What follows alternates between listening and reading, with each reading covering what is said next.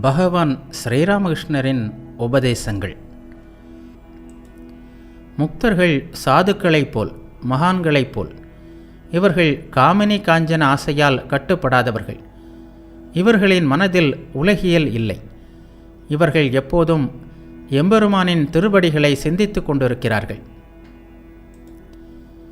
மீன் பிடிப்பதற்காக குளத்தில் வலை வீசுகிறார்கள். சில மீன்கள் வலையில் மாட்டிக்கொள்வதில்லை. அவை நித்தியர்களுக்கு உதாரணம். ஆனால் பல மீன்கள் மாட்டிக்கொள்கின்றன. வலையில் சிக்கிக்கொண்ட மீன்களுள் பெரும்பாலானவற்றால் தப்பிக்க முடிவதில்லை. அவை தப்பிக்க முயல்வதில்லை. அதற்கு மாறாக வலையை கவ்விக்கொண்டு தலையை சேற்றில் புதைத்தபடி நிம்மதியாக இருக்கும். சற்று நேரத்தில் மீனவன் வலையை கரைக்கு இழுக்கப் போகிறான் என்பது அவற்றிற்கு தெரியாது. இவை பத்தர்களுக்கு, அதாவது பதர்களுக்கு உதாரணம். பத்தர்கள் காமினி காஞ்சனத்தில் கட்டுண்டவர்கள், கையும் காலும் கட்டப்பட்டவர்கள்.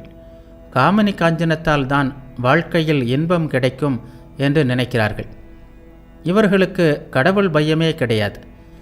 அந்த இன்பத்திலேயே அழிவும் இருக்கிறது என்பது அவர்களுக்கு தெரிவதில்லை. பத்தன் சாகும்போது அவனது மனைவி, ஐயோ நீ போகிறாயே, எனக்கு என்ன வழி செய்திருக்கிறாய் என்று புலம்புவாள். அப்பப்பா, இந்த மாயை தான் எப்படிப்பட்டது! மரணப்படுக்கையில் இருக்கிறான், சிறிது நேரத்தில் சாகப் போகிறான். அவன் அருகே விளக்கு சுடர்விட்டு எரிந்து கொண்டிருக்கிறது. அதை பார்த்து எண்ணெய் தீர்ந்துவிடும், விளக்கை அணை என்று புலம்புகிறான். சாகும்போதும் கடவுள் நினைவு வராது.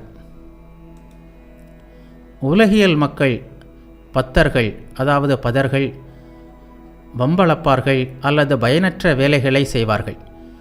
காரணம் கேட்டால், என்னால் சும்மா இருக்க முடியாது, அதனால்தான் இந்த வேலியை கட்டி கொண்டிருக்கிறேன் என்பார்கள். பொழுது போகாவிட்டால் சீட்டாடத் தொடங்கி விடுவார்கள்.